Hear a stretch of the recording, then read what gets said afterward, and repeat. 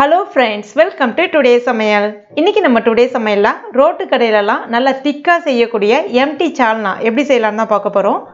இது வந்து சப்பாத்தி, பரோட்டா, இட்லி, தோசையோடலாம் ரொம்ப அருமையா இருக்கும். செய்யறதும் ரொம்ப சுலபம். இதை இப்ப நம்ம எப்படி செய்யலாம்னு பார்க்கலாம் வாங்க. அதுக்கு முதல்ல ஒரு panல 2 ஸ்பூன் அளவுக்கு எண்ணெய் சேர்த்துக்குங்க. ஒரு சின்ன துண்டு பட்டை, ஒரு நட்சத்திரப்பூ, 2 கிராம்பு, கற்பாசி 1, 2 ஏலக்காய். இதை கொஞ்சம் இந்த மாதிரி கலந்து விட்டுக்குங்க. அடுத்ததா ஒரு 15 சின்ன வெங்காயம் எடுத்துருக்கேன், அதையும் இது கூட சேர்த்துக்குங்க. சேர்த்துட்டு வெங்காயம் கொஞ்சம் நல்லா வதங்கி வரட்டும். இப்போ வெங்காயம் கொஞ்சம் வதங்கி வந்த பிறகு 1 டீஸ்பூன் சோம்பு, 1/2 டீஸ்பூன் ஜீரகம், 1/2 டீஸ்பூன் மிளகு சேர்த்துக்குங்க. இதை நம்ம ஸ்டார்டிங்லேயே சேர்த்துருக்கலாம், ஆனால் சில சமயங்களில் கருகிடும், அதனுடைய வாசனையும் போயிடும், அந்த குழம்புனுடைய தன்மையும் மாற்றிடும். இந்த மாதிரி லைட்டாக கொஞ்சம் பொன்னிறமாக வந்த பிறகு அந்த வெங்காயத்தையும் சேர்த்து இதோட கலந்து விட்டுக்குங்க. இப்போ 2 பச்சை மிளகா கூடவே 2 நல்ல பழுத்த தக்காளி பழம் கட் பண்ணது சேர்த்துக்குங்க. இப்போ இது எல்லாமே கொஞ்சம் நல்லா வதங்கி வரட்டும். இப்போ இதில் கொஞ்சமாக கொத்தமல்லி தழைகளும் சேர்த்து வதக்கி விட்டுங்க, நல்லா வாசனையாக இருக்கும். இது எல்லாமே நல்லா வதங்கிடுச்சு. இப்போ இதை அப்படியே எடுத்து ஆற வச்சுக்கங்க. அடுத்ததாக இன்னொரு கடாயில் 2லேருந்து ஒரு 3 ஸ்பூன் அளவுக்கு எண்ணெய் சேர்த்துங்க. எண்ணெய் காஞ்ச பிறகு ஒரு சின்ன துண்டு பட்டை, 2 கிராம்பு, ஒரு பிரிஞ்சி இலை சேர்த்துங்க. அடுத்ததாக 2 மீடியம் சைஸ் பெரிய வெங்காயம் பொடிசாக கட் பண்ணது சேர்த்துங்க. கூடவே கொஞ்சமாக உப்பு சேர்த்து வதக்கி விட்டுங்க. வெங்காயம் சீக்கிரமாக நல்லா வதங்கி வரும். இப்போ வெங்காயம் நல்லா வதங்கிடுச்சு. இப்போ இதில் 1 ஸ்பூன் அளவுக்கு இஞ்சி பூண்டு விழுது சேர்த்துட்டு அதையும் வதக்கி விட்டுக்குங்க. அடுத்ததாக 2 மீடியம் சைஸ் தக்காளி பழம் பொடிசாக கட் பண்ணி எடுத்துருக்கேன், அதையும் இது கூட சேர்த்துட்டு வதக்கி விட்டுக்குங்க. இப்போ இது வதங்கிட்டே இருக்கட்டும்.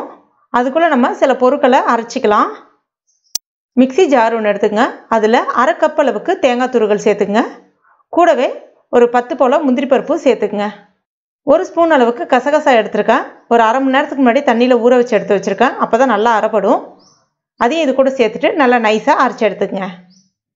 அடுத்ததாக மறுபடியும் மிக்சி ஜாரில் நம்ம ஏற்கனவே இந்த வெங்காயம் தக்காளிலாம் வதக்கி வச்சுருக்கோம் இல்லையா, அதையும் இது கூட சேர்த்துட்டு நல்லா ஸ்மூத்தாக அரைச்சி எடுத்துங்க.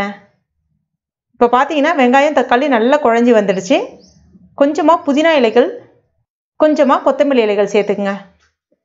இந்த மாதிரி சேர்த்து செய்யும்போது நல்ல வாசனையாக செம்ம டேஸ்ட்டாக இருக்கும்.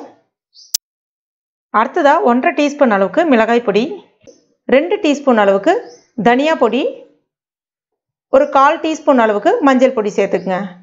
காரத்துக்கு ஏற்றவாறு நீங்கள் இதை வந்து கொஞ்சம் கூடவோ குறைக்கவோ அட்ஜஸ்ட் பண்ணிக்கலாம். சேர்த்துட்டு ஒரு முறை நல்லா கலந்து விட்டுக்குங்க. இப்போ இதில் நம்ம அரைச்சி வச்சுருக்க அந்த விழுது, வெங்காயம் தக்காளி அரைச்சி வச்சோம் இல்லையா, அந்த விழுதையும் சேர்த்துட்டு ஒரு முறை கலந்து விட்டுக்குங்க. ஒரு 1/2 கிளாஸ் அளவுக்கு தண்ணி சேர்த்துட்டு இதை ஒரு 3லேருந்து ஒரு 5 நிமிஷத்துக்கு நல்லா கொதிக்க வச்சுக்கோங்க. இப்போ இது நல்லா கொதித்து வந்துடுச்சு. நம்ம அரைச்சி வச்சுருக்க அந்த தேங்காய் விழுதியும் இது கூட சேர்த்துக்குங்க. தேவையான அளவுக்கு, உங்களுக்கு குழம்பு தேவையான அளவுக்கு தண்ணி சேர்த்துட்டு ஒரு முறை கலந்து விட்டுக்குங்க.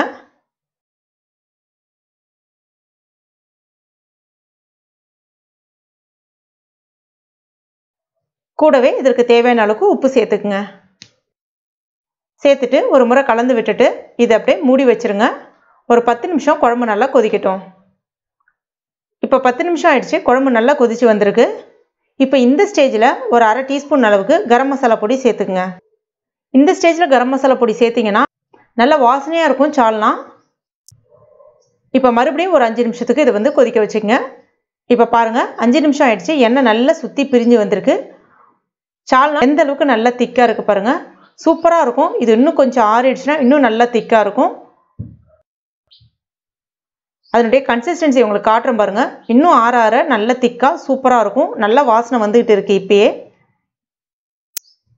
இது வந்து சப்பாத்தி, இட்லி, தோசை, பரோட்டா எல்லாத்தோடையும் அருமையாக இருக்கும். ஏன் ஈவன் வந்து இடியாப்பத்தோடையும் அருமையாக இருக்கும். நான் இன்றைக்கி சப்பாத்தியோடு வச்சு சாப்பிட்றேன். ரொம்ப அருமையாக இருந்தது. கண்டிப்பாக நீங்களும் உங்கள் வீட்டில் ட்ரை பண்ணி பாருங்கள். ட்ரை பண்ணிவிட்டு மறக்காமல் எனக்கு கமெண்ட் பண்ணுங்கள். இந்த வீடியோ உங்களுக்கு பிடிச்சிருந்ததுன்னா லைக் பண்ணுங்கள். உங்கள் நண்பர்கள் மற்றும் ஃபேமிலி மெம்பர்ஸ் கூட மறக்காமல் ஷேர் பண்ணிங்க. மேலும் இது போன்ற டேஸ்டி ரெசிபிகளுக்கு நம்ம டுடே சமையல் இது வரைக்கும் நீங்கள் சப்ஸ்கிரைப் பண்ணாத நண்பர்களாக இருந்தீங்கன்னா உடனே சப்ஸ்கிரைப் பண்ணிங்க. கூடவே மறக்காமல் அந்த பெல் நோட்டிஃபிகேஷன் சிம்பிளையும் ப்ரெஸ் பண்ணிங்க. தேங்க்யூ.